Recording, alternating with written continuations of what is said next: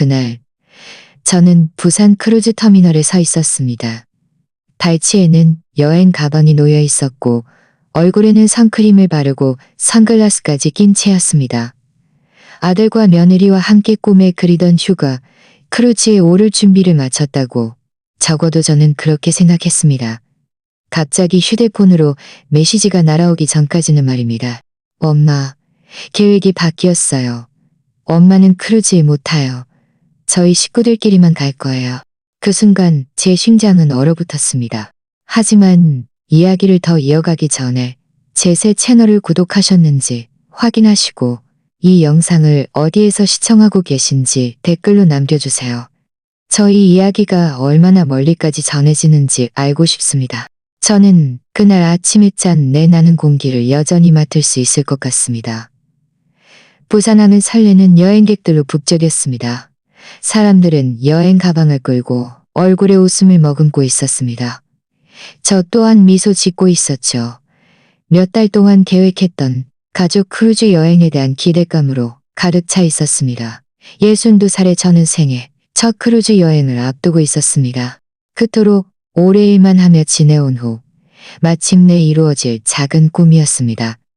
크로스백 속에는 선크림, 새로 산 책 넓은 모자, 그리고 정찬을 위해 특별히 산 드레스 3벌이 들어 있었습니다. 소박한 여인의 작은 꿈이 현실이 될 순간의 기쁨이었습니다. 아들 민준이는 늦었습니다. 놀랄 일도 아니었죠. 그가 서연이와 결혼한 이후로 정시 도착은 사치가 되어버렸으니까요. 저는 승선구역 근처의 긴 의자에 앉아 기다렸습니다. 도착하는 가족들을 지켜보았습니다. 그들은 서로를 껴안고 끈끈하게 엮여 있었습니다. 마치 우리 가족도 그렇게 될 것이라고 제가 믿었던 것처럼 말입니다. 바로 그때 휴대폰이 진동했습니다. 민준이의 메시지였습니다. 엄마, 계획이 바뀌었어요. 엄마는 저희랑 크루즈에 못 타요. 서연이가 이번 여행은 저희 식구들끼리만 갔으면 좋겠대요. 돌아와서 자세히 설명해 드릴게요. 저는 그 몇 문장을 3번, 4번, 5번 읽었습니다. 제 눈은 믿을 수 없었지만 제 심장은 이미 알고 있었습니다. 고개를 들자 그들이 보였습니다. 배의 상층 갑판 위에 민준이, 서연이, 그리고 두 손주 지훈이와 하늘이가 있었습니다. 그들은 제가 보고 있다는 것을 알아차리지 못했거나 어쩌면 알아차렸지만 못 본 척했을지도 모릅니다. 서연이는 웃으며 염색한 머리카락을 쓸어 넘기면서 아이들에게 무언가를 가리키고 있었습니다. 아들은 휴대폰을 내려다보고 있었습니다. 아마 제가 그의 메시지를 읽었는지 확인하고 있었겠죠. 저희 식구들끼리만. 그럼 나는 뭐지? 멀리 떨어진 위성인가? 낯선 사람인가? 내가 홀로 그를 키웠고 좋은 학교에 보내기 위해 2가지 일을 하면서 경기에서 지고 울며 집에 돌아왔을 때 안아줬던 그 여인이 아니란 말인가? 제 손이 떨렸습니다. 저는 여행 가방을 움켜쥐고 뒤도 돌아보지 않은 채 항구를 떠났습니다. 40분 후 택시는 내 집 앞에 멈춰 섰습니다. 한때는 편안해 보였지만 이제는 버려진 듯한 냄새가 가득한 아파트로 들어섰습니다. 가방을 소파에 던져두고 곧장 서재로 향했습니다. 모든 중요한 서류를 보관하는 곳, 2번째 서류를 보관하는 곳, 2번째 서류를 보관하는 곳.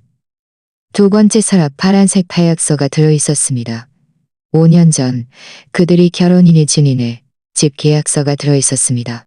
그 집의 마지막 칼부금은 불과 2달 전에 제가 갚았습니다. 여전히 내 이름으로 되어 있는 집. 그들은 한 번도 그 사실을 신경 쓰지 않았습니다. 사실 민준이는 늘 그것이 그저 서류 작업일 뿐이니 나중에 처리하자고 말했습니다. 그리고 저는 순진하게도 명예 변경은 시간 문제일 뿐이라고 생각했습니다. 하지만 이제는 알았습니다. 이건 망각이 아니라 편이었습니다. 저는 눈물조차 흘렀는지 깨닫지 못했던 눈물을 닦았습니다. 심호흡을 하고 전화를 걸었습니다. 김 변호사님, 안녕하세요. 이지연입니다. 제가 아들 집 사준 것 기억하시죠? 네, 그 집이요. 제게 어떤 법적 선택지가 있는지 알아야겠어요. 김 변호사와 이야기하는 동안 이상한 평온함이 저를 감싸기 시작했습니다. 이것은 분노가 아니었습니다. 물론 분노는 제 피부 아래에서 꿈틀거리고 있었지만요. 이것은 이전에 한 번도 느껴보지 못한 맑음이었습니다. 마치 모든 조각들이 한순간에 맞춰지는 것 같았습니다. 서연이가 건강한 경계를 설정하는 것에 대해 말했던 것들, 민준이의 커져가는 소원함, 손주들에게 너무 지나치게 군다는 소원함, 제가 받은 선물은 점점 성이 없어졌습니다. 전기밥솥, 백화점 상품권, 이것들은 고립된 사건들이 아니었습니다. 이것은 패턴이었습니다. 나를 천천히 밀어내려는 계획이었습니다. 그들이 관심 있는 부분만 남겨두고 나의 재정적 지원, 언제든 대기하는 편리함, 그들 스스로는 감당할 수 없는 집의 등기부상 이름. 나는 기능적인 존재로 감정적, 재정적 ATM 기계로 전락해 있었습니다. 김 변호사는 제가 이미 알고 있던 사실을 확인시켜 주었습니다. 법적으로 그 집은 내 소유였습니다. 팔든 임대하든 개조하든 모두 내 이름으로 되어 있었고 민준이에게 미래의 명의를 넘기겠다는 어떤 문서화된 약속도 없었습니다. 거래를 완료하는데 얼마나 걸릴까요? 저는 제 목소리의 단호함에 놀라 물었습니다. 매수자가 있다면이지요. 절차를 서두르면 더 짧아질 수도 있고요. 크루즈 여행은 열흘 동안 계속될 것이었습니다. 저는 노트북을 열어 부동산 중개인 친구 미영에게 이메일을 보냈습니다. 집을 가능한 한 빨리 팔아야 해. 이것은 존엄의 문제야. 그날 밤 저는 더 이상 울지 않았습니다. 따뜻한 차를 한 잔 끓여 베란다에 앉아 대전의 밤 풍경을 바라보았습니다. 몇 년 만에 처음으로 민준이, 서연이, 손주들을 생각하지 않았습니다. 나는 나 자신을 생각하고 있었습니다. 내가 민준이의 엄마가 되기 전, 아이들의 할머니가 되기 전에 나는 누구였을까? 나는 춤을 사랑하고 파리로 가고 싶어 했던 지연을 떠올렸습니다. 자신만의 친구와 취미를 가졌던 지연. 그 지연은 그들에게 편리한 버전, 그들의 삶의 한 구석에 완벽하게 들어맞는 버전, 소란스럽지 않고 너무 많은 공간을 차지하지 않는 버전에게 자리를 내주기 위해 점차 지워져 버렸습니다. 항구에서 받은 그 메시지는 단순히 나를 크루즈 여행에서 배제한 것이 아니었습니다. 그것은 잔인한 알림이었습니다. 그들에게 나는 더 이상 필수품이 아니었다. 나는 대체 가능하고 불필요한 존재였다. 저희 식구들끼리만. 좋아, 그들이 이런 게임을 하고 싶다면 나에게도 내 패가 있었다. 이제 그 패를 내놓을 때였다. 저는 일기를 꺼내 계획을 쓰기 시작했습니다. 이것은 복수가 아니었습니다. 다만 씁쓸한 정의감이 깃들어 있었습니다. 이것은 생존을 위한 것이었고 자기애를 위한 것이었고 자기애를 위한 것이었습니다. 그들의 배가 한국 해안을 떠날 때 나는 나만의 항로를 계획하기 시작했습니다.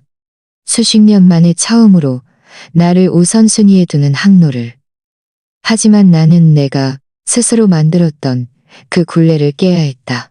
나는 꽃을 꽃병에 꽂고 사진을 찍어 서연이에게 보냈습니다. 2단어만 덧붙여서요. 고마워. 이것은 용서도 아니었고 대화를 시작하려는 기회도 아니었습니다. 그 행동에 대한 단순한 예의 바른 확인일 뿐이었습니다. 그뿐이었습니다. 여행을 떠나기 2주 전 예상치 못한 손님이 찾아왔습니다. 7살 손녀 하늘이가 베이비시터와 함께 온 것이었습니다. 할머니, 문을 열자마자 품으로 달려들며 외쳤습니다. 할머니, 너무 보고 싶었어요. 왜 우리 새집에 안 오셨어요? 제 심장이 쿵 내려앉았습니다. 아이들은 물론 아무 잘못이 없었습니다. 그들은 어른들의 이 감정적 체스 게임의 희생양일 뿐이었습니다. 할머니도 하늘이 너무 보고 싶었어. 내 아가. 저는 아이를 꽉 안아주며 대답했습니다. 할머니는 해결해야 할 일들이 있었단다. 베이비시터는 저에게 봉투 하나를 건네주었습니다. 서연 씨가 직접 전해드리라고 했어요. 안에는 정식 초대장이 들어있었습니다. 그들이 새로 얻은 집에서 저녁 식사에 저를 초대하는 내용이었습니다. 가족을 위한 새로운 시작이라고 아름다운 글씨체로 적혀 있었습니다. 그날 밤 저는 책상에 앉아 일기를 들고 선택지를 저울질했습니다. 저녁 식사에 가는 것은 모든 것이 제자리로 돌아갈 수 있다는 신호를 보내는 것과 같았습니다. 하나의 공식적인 사과로 수년간의 사소한 모욕을 지울 수 있다는 것. 가지 않는 것은 그들이 만들고자 하는 원한 많고 복수심에 찬 노파의 이미지를 확인시켜주는 것이었습니다. 저는 휴대폰을 들어 민준이에게 전화했습니다. 초대장 받았어. 저는 단도직입적으로 말했습니다. 잘 됐네요. 그는 정말 안도하는 듯한 목소리였습니다. 그럼 오실 거예요. 아니, 민준아. 안 갈 거야. 전화는 침묵에 잠겼습니다. 엄마, 저희는 노력하고 있잖아요. 대체 엄마는 저희한테 뭘 더 바라시는 거예요? 아무것도 바라지 않아. 그게 핵심이야. 지난 수년간 너희가 편할 때는 언제든 달려가야 했고, 너희가 불편할 때는 숨어야 했지. 이제 나는 너희를 위해 시간을 낼 수 없어. 나 자신을 위해 시간을 낼 거야. 그럼 아이들은요? 아이들은 죄가 없잖아요. 동의해. 그래서 나는 아이들과 계속 연락할 거야. 하지만 내 규칙대로 할 거야. 너희 규칙이 아니라 무슨 규칙이요? 그의 목소리에는 감추지 못한 짜증이 섞여 있었습니다. 나는 한 달에 한 번 주말에 아이들을 데리고 갈 거야. 너희는 빼고. 너희가 나 없이 크루즈 여행을 하고 싶었던 것처럼 나도 이제 너희 없이 손주들과 시간을 보내고 싶어. 엄마, 터무니없어요. 엄마는 아이들을 인질로 삼는 거예요.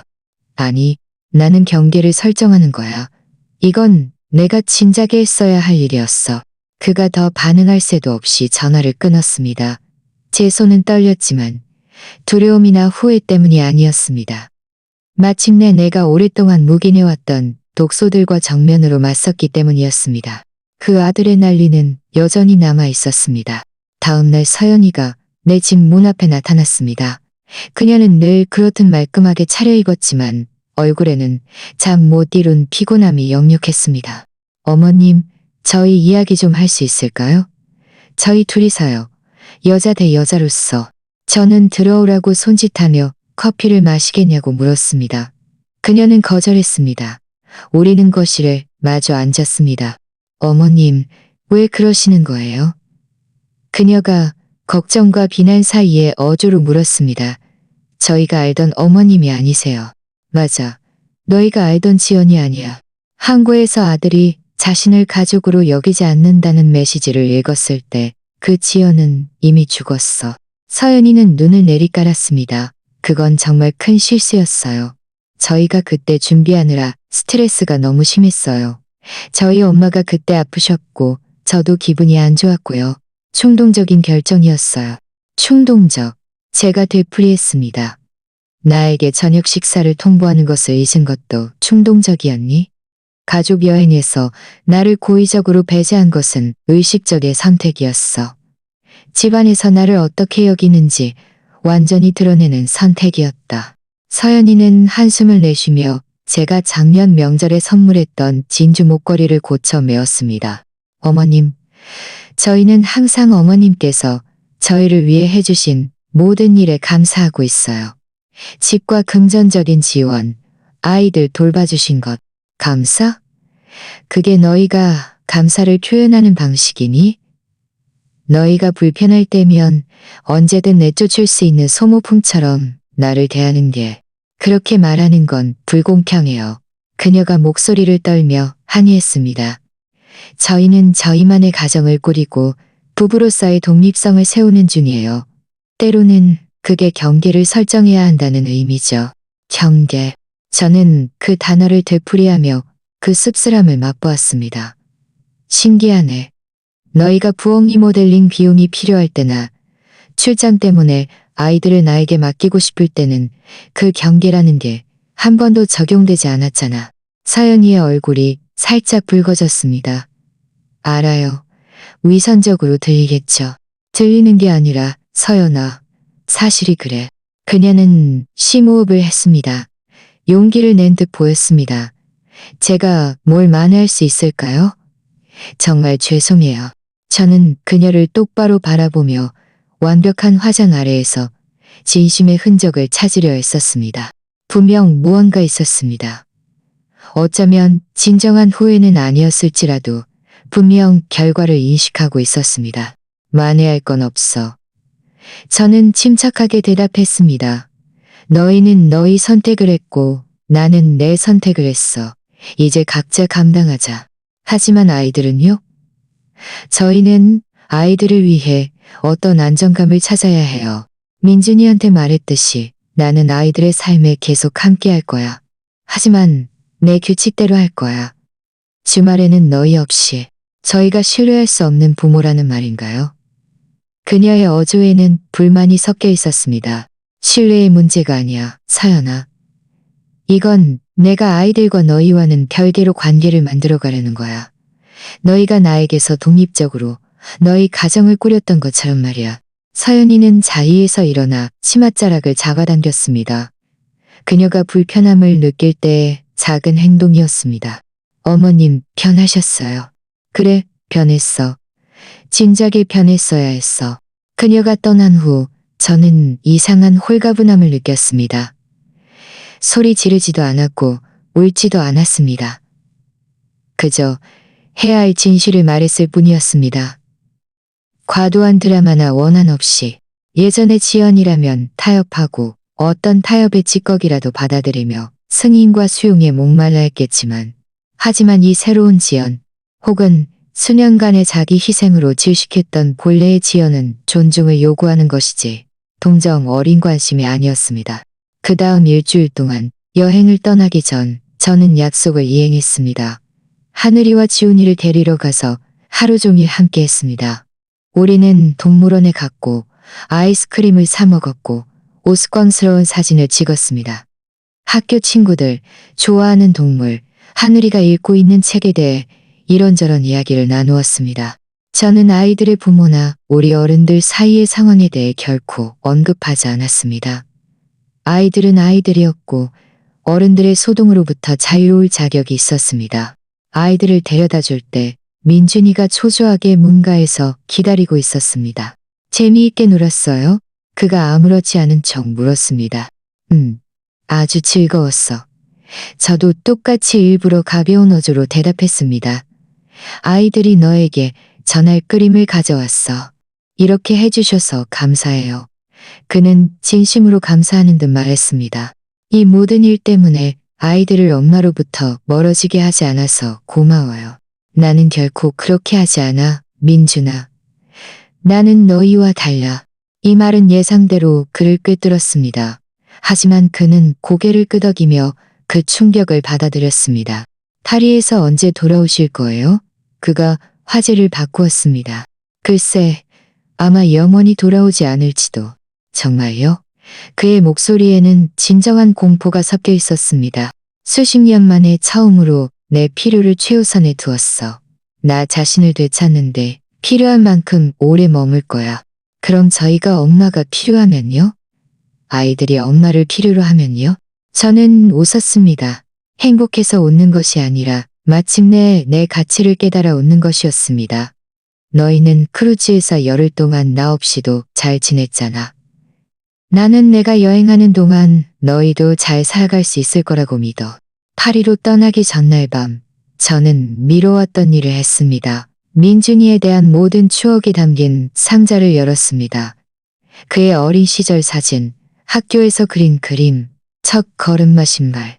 모든 물건은 무조건적인 사랑이 어떻게 서서히 당연한 것으로 변해갔는지에 대한 이야기를 속삭이고 있었습니다. 저는 물건들을 버리지도 않았고 상자를 옷장 깊숙이 숨기지도 않았습니다. 그저 그것들을 바라보며 최근의 소외감의 고통처럼 이 기억들도 내 일부임을 인정했습니다. 과거를 부정해야만 미래를 포용할 수 있는 것은 아니었습니다. 다음 날 아침 택시가 저를 공항으로 데려다주는 동안 민준이에게서 메시지가 왔습니다. 엄마, 즐거운 여행 되세요. 사랑해요. 지금은 믿지 않으실 수도 있겠지만요. 저는 답장하지 않았습니다. 그들의 사랑을 믿지 않아서가 아니라 존중 없는 사랑은 그저 공허한 단어일 뿐이라는 것을, 그런 행동을 계속할 수 있게 하는 핑계라는 것을 이미 배웠기 때문이었습니다. 비행기는 오전 10시 25분 정각에 이륙했습니다. 한국 땅이 발 아래로 멀어지는 것을 느끼며 저는 몇 년 만에 처음으로 자유롭게 숨 쉬는 것 같았습니다. 이것은 단순한 지리적 여행이 아니었습니다. 내면으로 향하는 여정이었고 민준이의 엄마, 아이들의 할머니가 되기 전에 존재했던 지연을 재발견하는 여정이었습니다. 자신의 꿈과 욕망을 가졌고 타인을 위해 봉사하는 것, 이상의 삶을 살았던 지연을 승무원이 비즈니스 클래스의 샴페인을 따랐습니다. 집을 판 돈으로 나 자신에게 주는 작은 사치였습니다. 저는 잔을 들고 조용히 건배했습니다. 한 가족의 끝이 아니라 한 자아의 시작을 위해. 파리는 가랑비와 회색빛 하늘로 저를 맞이했지만 그렇다고 이 순간의 매력이 줄어들지는 않았습니다. 제 동생 지은이는 알록달록한 우산과 환한 미소를 띠고 공항에서 저를 기다리고 있었습니다. 새로운 삶에 온 걸 환영해. 그녀는 저를 꽉 안아주었습니다. 지은이는 저와 성격이 완전히 반대였습니다. 결혼도 하지 않고 아이도 없었으며 다국적 사업을 구축하여 수십 년간 파리와 서울을 오가며 살았습니다. 내가 민준이에게 삶을 바치는 동안 지은이는 자기 자신에게 삶을 바쳤습니다. 수년간 저는 그녀의 선택에 대해 은근한 저는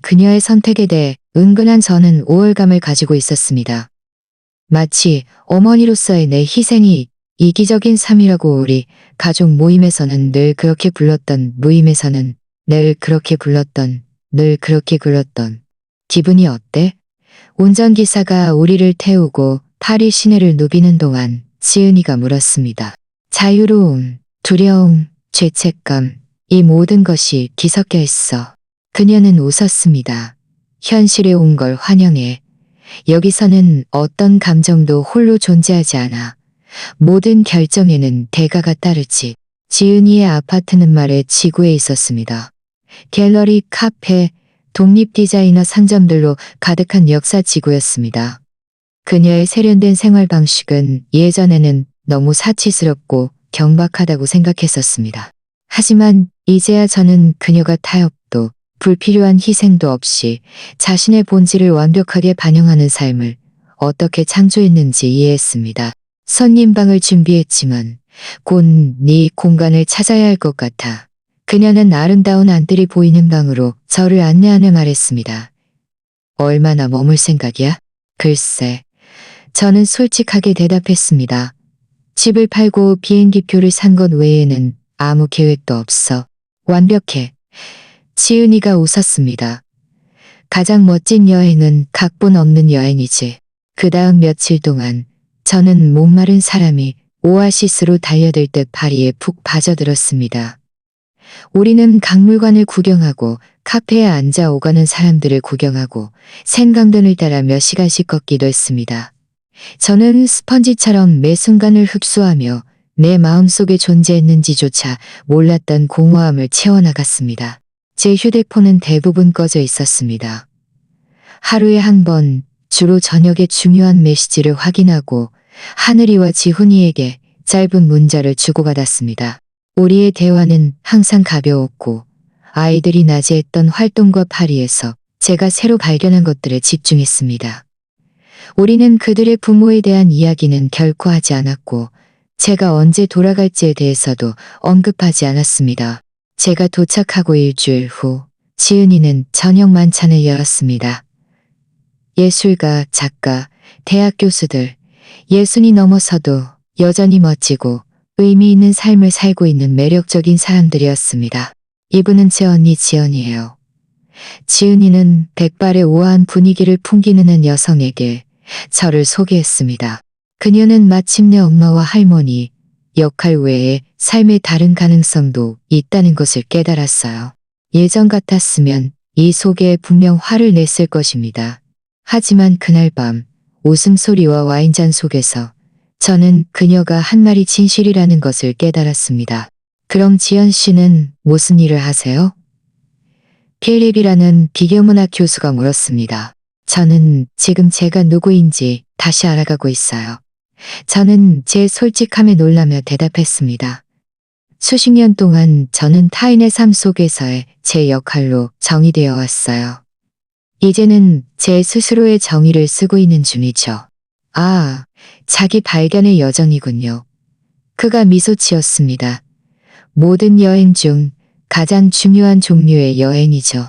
그날 밤은 정말 영감을 주었습니다. 수십 년 만에 처음으로 저는 누구의 할머니, 누구의 시어머니가 아닌 이지연 그 자체로 여겨지고 존중받았습니다. 자신의 관점, 이야기, 꿈을 가진 한 사람. 다음날 지은이는 저에게 놀라운 제안을 했습니다. 내 친구가 119에 작은 아파트를 임대하고 싶어 해. 화려하진 않지만 파리의 정취가 가득한 곳이야. 보러 갈래? 나에게 빌려주려는 거야? 하지만 얼마나 머물지는 모르겠다고. 바로 그거야. 장기 계약은 없어.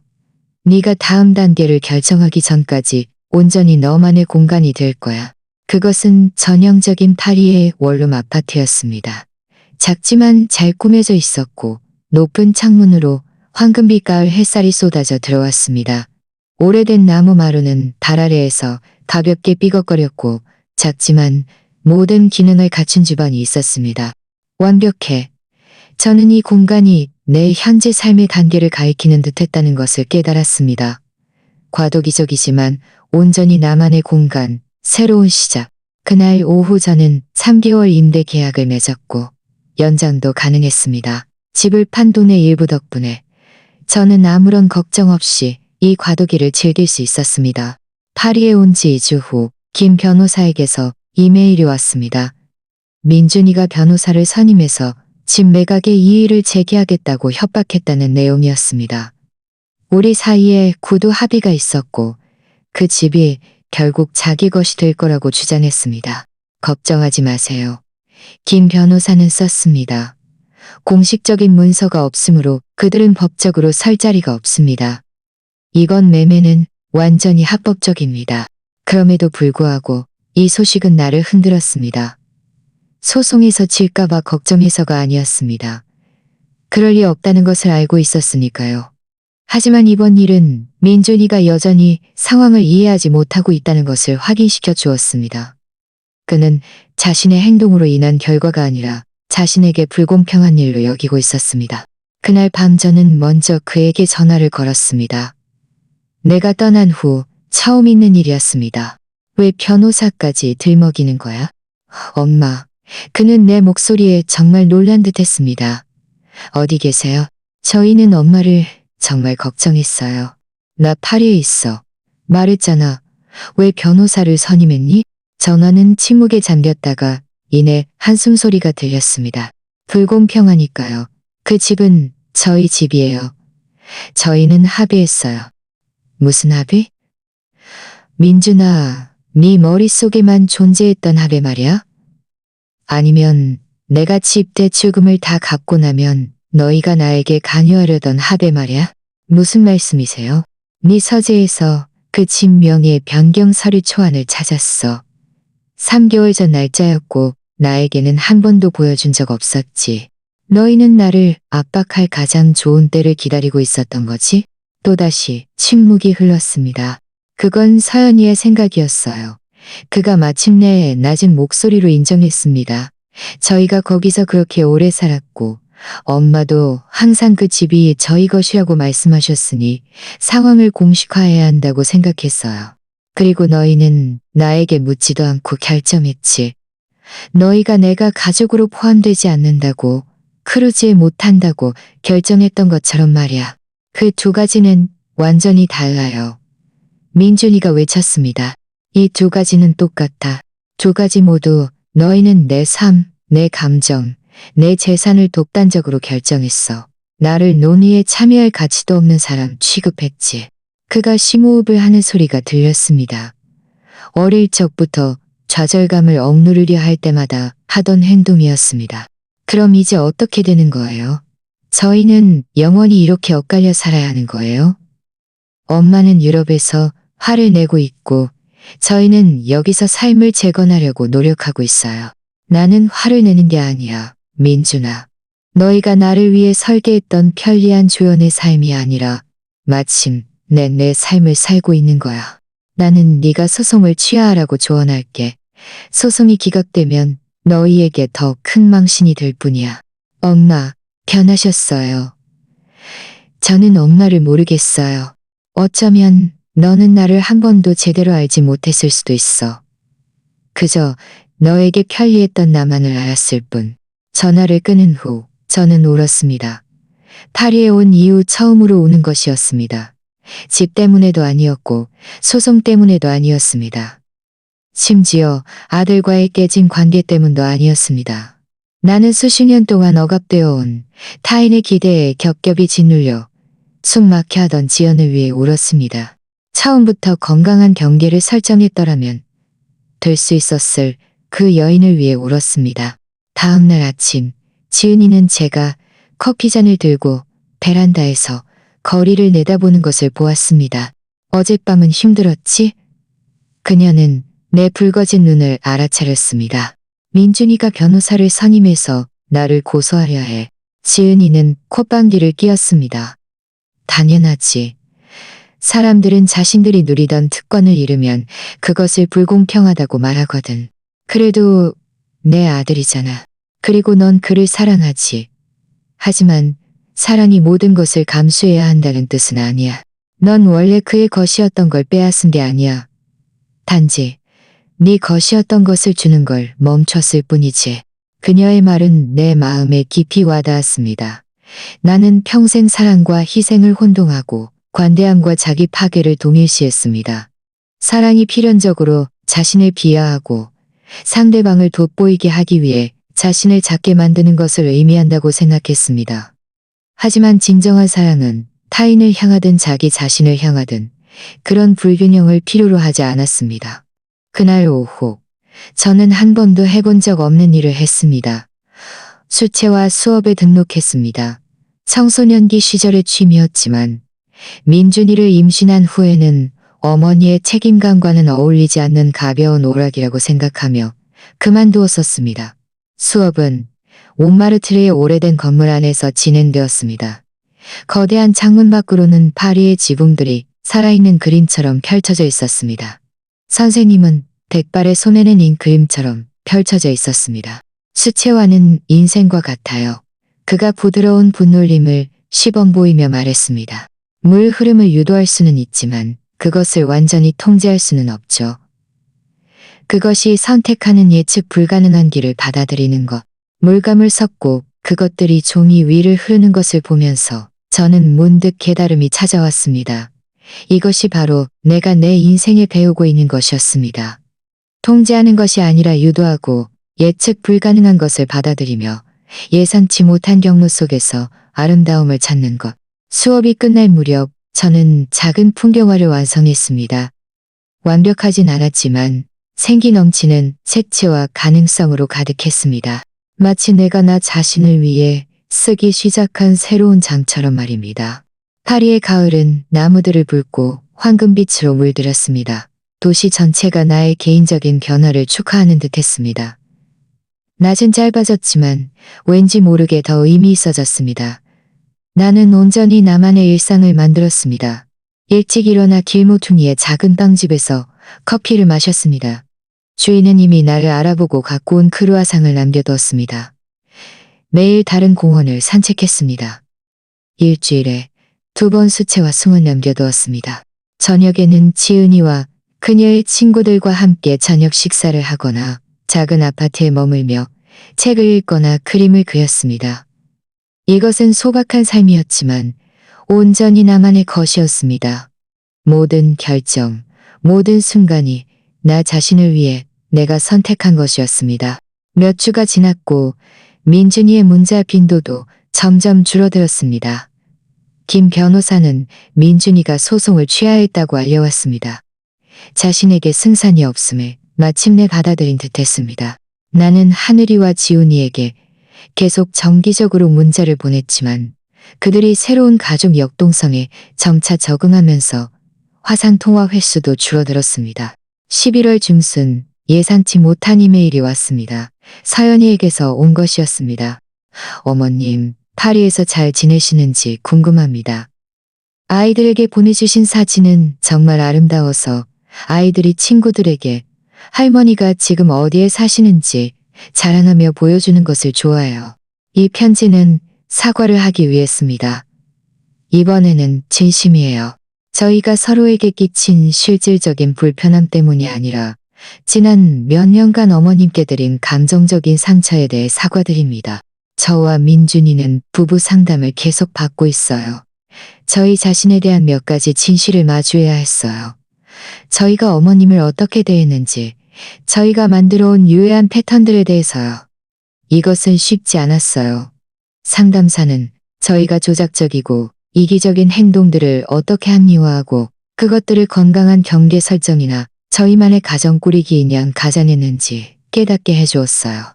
사실은 저희가 어머님의 관대함을 당연하게 여겼다는 거예요. 아니, 더 나쁘게 말하면 어머님께서는 결코 거절하지 않으실 거고 확고한 경계를 세우지 않으실 거고 대가를 요구하지 않으실 걸 알았기에 저희가 의도적으로 어머님을 이용했다는 거죠. 저희가 어머님의 용서나 망각을 바라는 것은 아니에요. 돌아와 주시거나 예전처럼 지내자는 것도 아니고요. 저는 단지 어머님의 그 과감한 결정이 저희로 하여금 고통스러운 진실을 마주하고 진정한 변화를 시작하게 만들었다는 것을 말씀드리고 싶었어요. 민준이는 이런 것들을 표현하기 어려워해서 제가 감히 저희 둘을 대표해서 말씀드립니다. 그는 아직도 많은 분노와 죄책감을 다루고 있지만 나아지고 있어요. 아이들은 잘 지내고 있어요. 저희는 어머님을 그리워하지만 어머님의 여정을 존중합니다. 진심으로 축복합니다.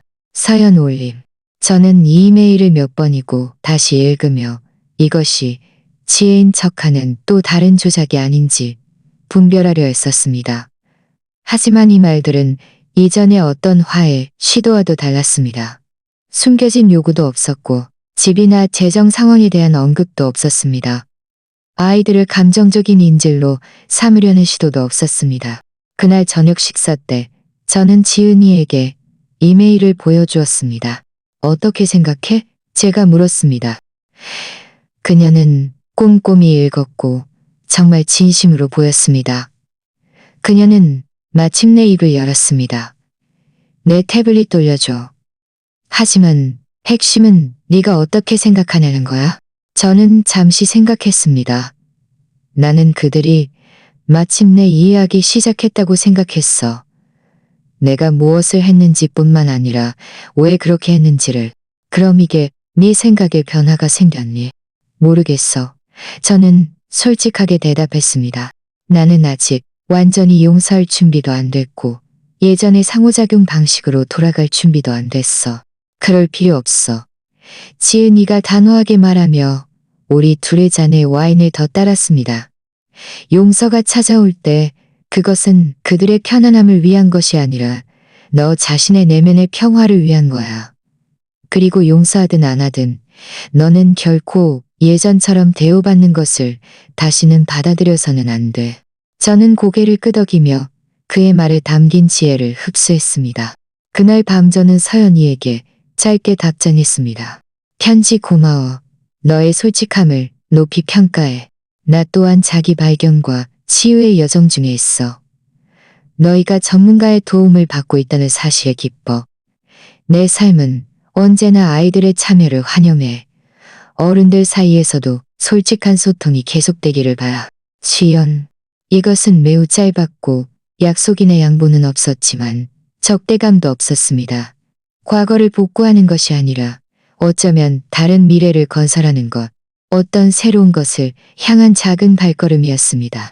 12월이 찾아왔고 크리스마스 장식은 파리를 동화 같은 도시로 만들었습니다. 제 수채화 수업에서는 작은 연말 전시회가 열렸습니다. 놀랍게도 제 작품 2점이 선정되었습니다.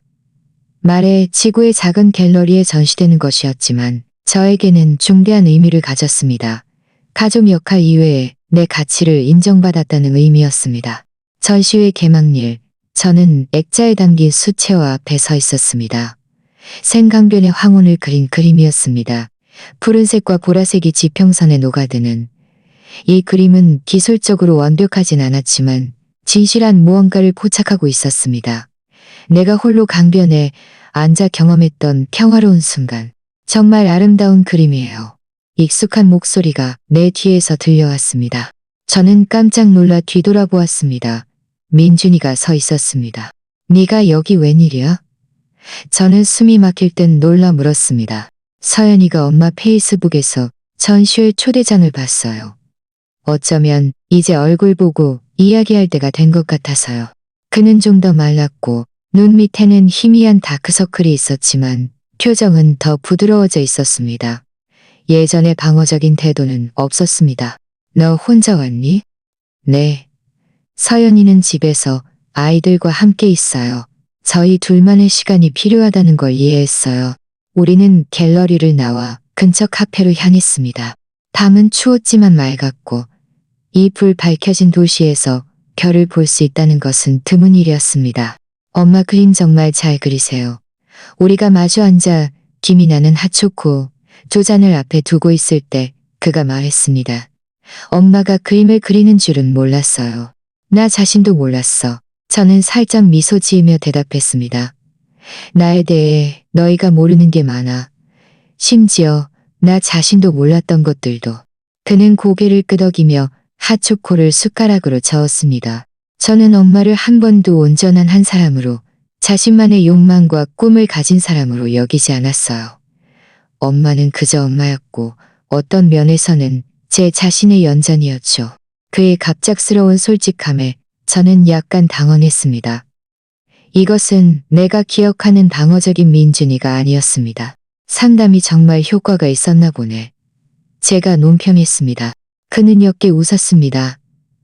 내가 스스로 가지고 있는지조차 몰랐던 패턴들을 마주하는 건 정말 힘들었어요. 솔직히 고통스러웠어요. 세상에서 저를 가장 사랑하는 사람을 제가 어떻게 대했는지 깨닫는 것은요. 나는 여전히 너를 사랑해, 민준아. 그건 변하지 않았어. 하유. 그리고 저는 그 사랑을 나눔했어요. 수년 동안이나요. 그가 잠시 멈췄다가 핫초코를 한 모금 마셨습니다. 저는 엄마에게 돌아오라고 부탁하거나 엄마가 한 일을 되돌리라고 요구하러 온 게 아니에요. 저는 엄마에게 제가 이해했고 더 나은 사람이 되기 위해 노력하고 있다는 것을 말씀드리러 왔어요. 우리는 잠시 침묵에 잠겨 그 말들이 우리 사이를 흐르도록 내버려 두었습니다. 아이들은 잘 지내니? 제가 마침내 물었습니다. 네, 엄마를 많이 그리워하지만 잘 적응하고 있어요.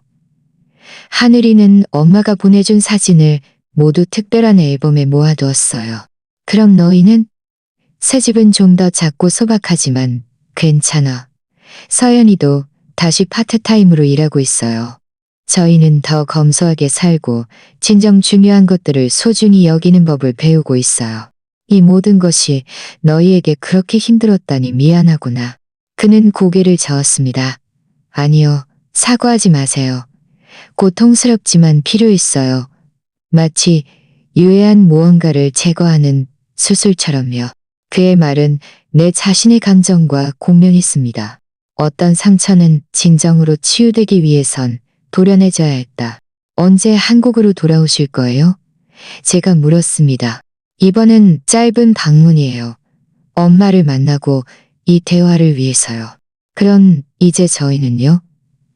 우리 관계는 어떻게 되는 거죠? 민준이가 생각에 잠겼습니다. 모르겠어요. 저는 우리가 어떤 방식으로든 다시 시작해야 한다고 생각해요. 예전처럼은 안 될 거예요. 그건 불가능하고 건강하지도 않아. 하지만 어쩌면 우리는 새로운 관계를 만들 수 있을지도 몰라. 이번에는 서로 존중하는 관계를 기반으로 한. 저는 고개를 끄덕였습니다. 마음속이 복잡했습니다. 이것은 완전한 용서도 즉각적인 화해도 아니었습니다. 이것은 더 섬세하고 성숙한 상태였습니다. 인간관계도 사람처럼 진화하고 변할 수 있다는 것을 깨달았습니다. 네가 내 파리 친구들을 만났으면 좋겠어. 제가 충동적으로 말했습니다. 지은이가 다음 주에 크리스마스 만찬을 열 예정이야. 그는 웃었습니다. 하지만 저는 서연이와 아이들 곁으로 돌아가야 했으니까요. 어쩌면 다음번에요.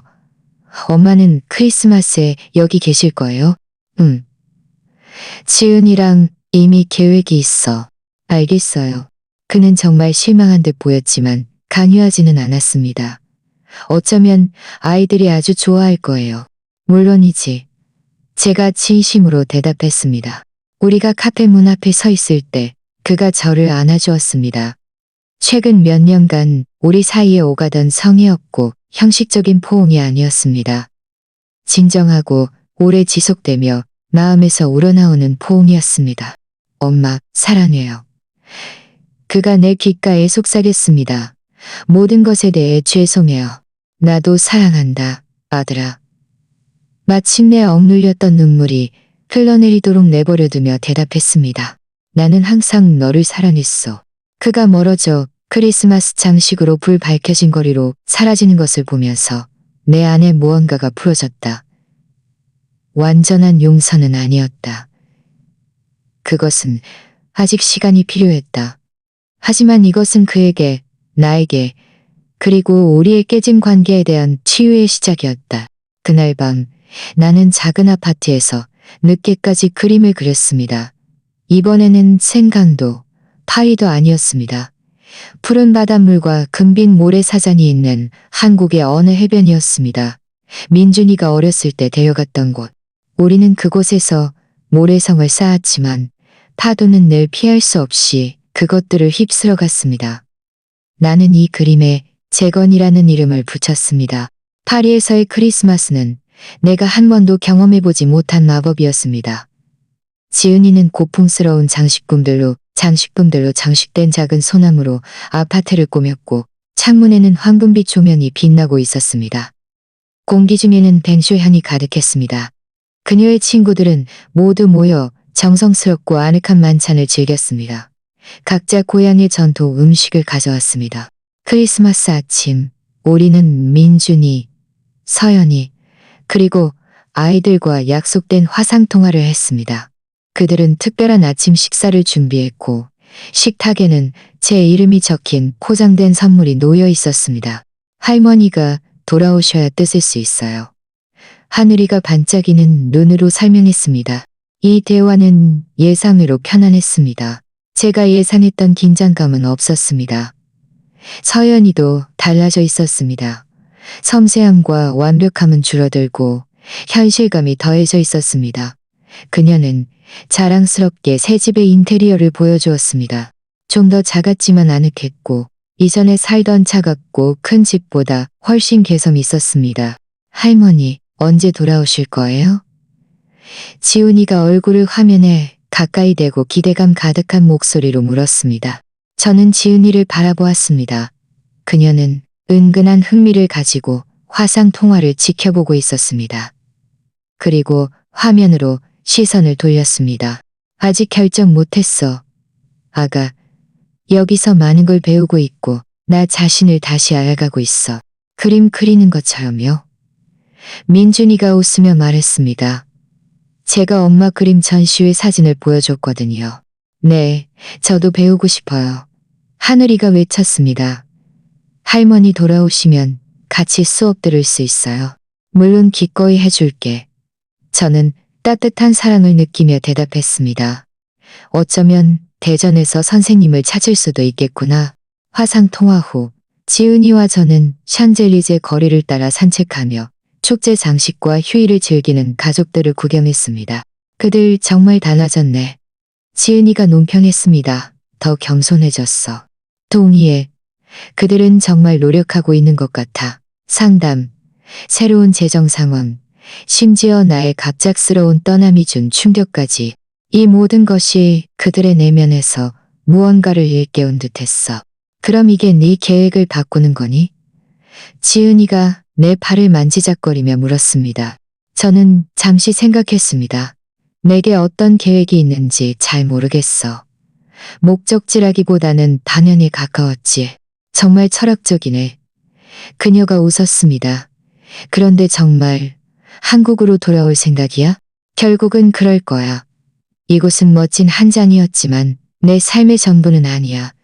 내 손주들이 그곳에 있고 내 마음의 일부도 그곳에 있으니까. 하지만 예전과는 다를 거야. 그건 절대 안 되지. 지은이는 의문문이 아니라 단정적인 어조였습니다. 결코 그 눈에 보이지 않고 언제든 부르면 달려오는 지연으로 돌아가서는 안 돼. 우리는 눈부신 쇼윈도 앞에서 멈춰 섰습니다. 유리에 비친 우리의 모습이 반짝이는 크리스마스 장식과 하나가 되었다. 비슷한 이목구비를 가졌지만 전혀 다른 인생 경험을 한두 중년 여인. 혈연과 공동의 역사로 연결되어 있었다. 이 모든 일에서 내가 가장 감탄하는 게 뭔지 아니? 지은이가 붉은 스카프를 고쳐 매며 말했다. 복수, 그 자체가 아니었어. 비록 완벽하게 실행되었지만 말야. 네가 그 과정을 어떻게 헤쳐나왔는지야. 많은 사람은 고통에 빠지고 원한에 장식당하지. 이겼다 해도 말이야. 하지만 너는 꽃을 피웠어. 그녀의 말은 내 마음에 깊이 감동시켰습니다. 이것은 나 자신도 깨닫기 시작한 것이었습니다. 집을 판 것이 이야기의 끝이 아니라 시작이었다. 핵심은 민준이와 서연이를 벌하는 것이 아니었다. 내가 수년 동안 스스로 만들었던 무혐의 족쇄에서 나를 해방시키는 것이었다. 1월이 찾아왔고 얇은 눈이 파리 지붕을 덮어 도시를 동화 같은 풍경으로 만들었습니다. 내 임대 계약이 곧 만료될 참이었다. 3개월 더 계약을 연장할지 아니면 한국으로 돌아갈지 결정을 내려야 했습니다. 유난히 추운 오후, 거의 아무도 없는 릭상부르 공원을 걷다가 저는 결정을 내렸습니다.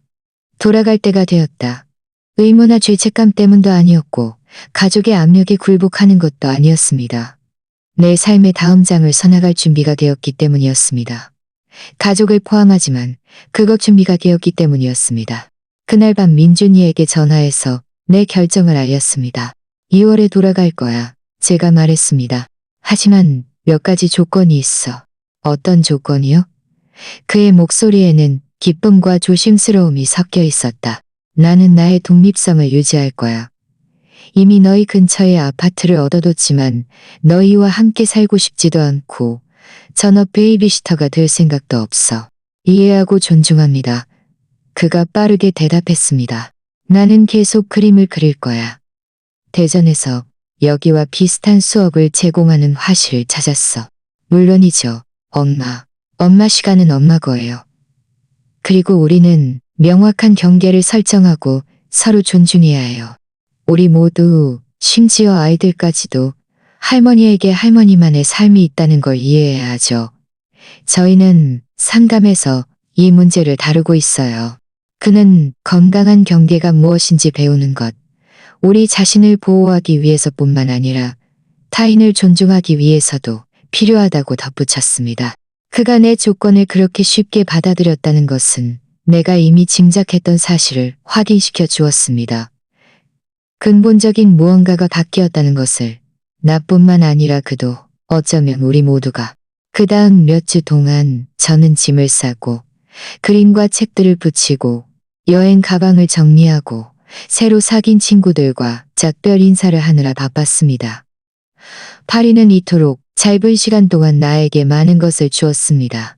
단순한 추억이나 기술이 아니라 완전히 새로운 버전의 나 자신이었다. 내가 떠나기 전 마지막 밤, 지은이는 환송 만찬을 열었습니다. 건배를 할 때 그녀는 내 눈을 깊이 들여다보며 말했습니다. 지연, 내 친구. 그녀는 자신을 재창조하는데 결코 늦지 않았다는 것을 증명했어요. 한국으로 돌아가는 비행기 안에서 저는 지난 몇 달간의 이 비범한 여정을 되돌아보았습니다.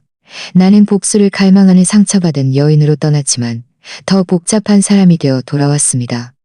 명확한 경계를 가졌고 자신만의 열정을 품었으며 자신의 가치를 온전히 이해하는 여인이 모든 가족 역할을 초월한 여인이었다.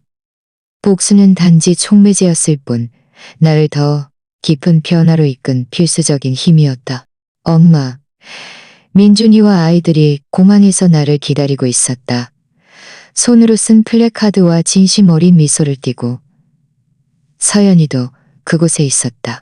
좀 더 조심스러웠지만 노력하고 있다는 것이 느껴졌다. 저는 모두를 안아주었습니다. 가족의 따뜻함, 동시에 아직 형성 중인 새로운 역동성이 뒤섞여 있었습니다. 환영해요, 엄마. 민준이가 내 짐을 들어주며 말했다. 아니, 새로운 시작이 오신 걸 환영한다고 해야 할까요? 그 말이 좋네. 저는 웃으며 대답했습니다. 우리 모두에게 새로운 시작이야. 그 다음 몇 주 동안 우리는 점차 새로운 패턴을 구축해 나갔습니다. 일주일에 한 번 가족 저녁 식사를 하며 거칠애가 아닌 진정한 대화를 나누었습니다.